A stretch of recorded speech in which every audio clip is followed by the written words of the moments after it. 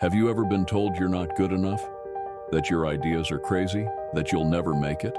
Let me tell you the story of a man who heard all of that and still went on to change the world. This is the story of Steve Jobs, the rebel, the visionary, the crazy one.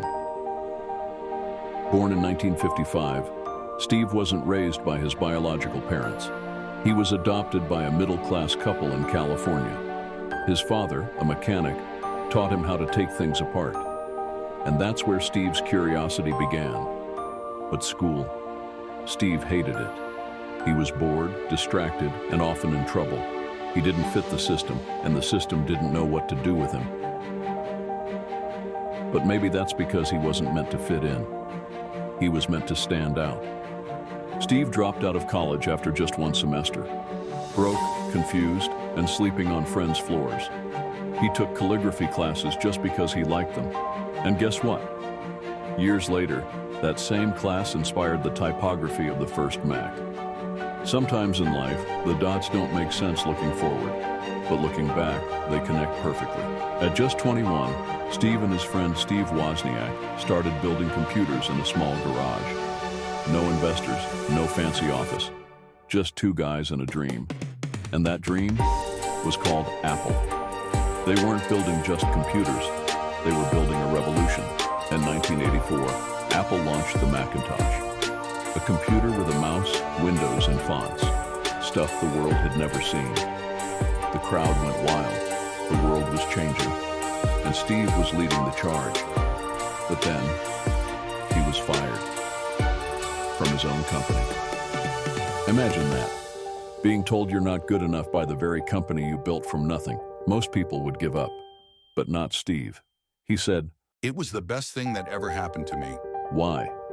Because getting fired gave him freedom to explore, to experiment, to rediscover his purpose.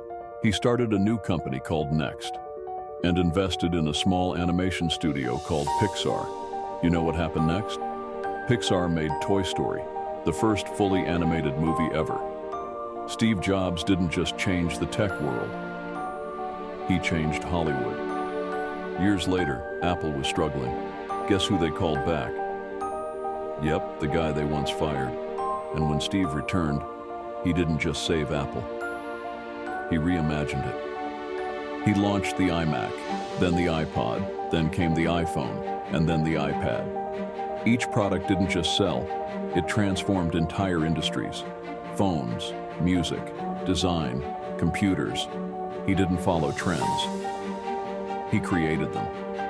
In 2005, Steve gave a speech at Stanford that would go down in history. He said, "Your time is limited, so don't waste it living someone else's life.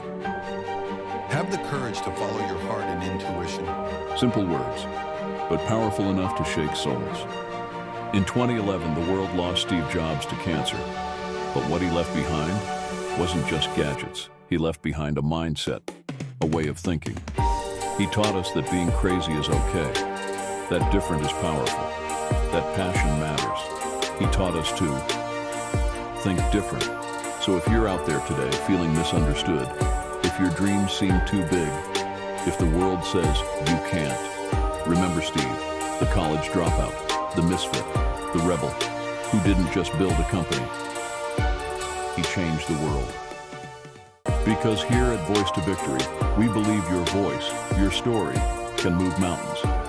This isn't just a channel, it's a movement, a space for dreamers, doers, and disruptors, for you.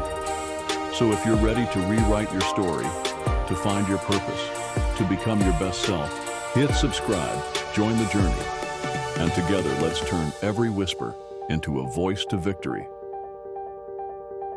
Stay hungry. Stay foolish.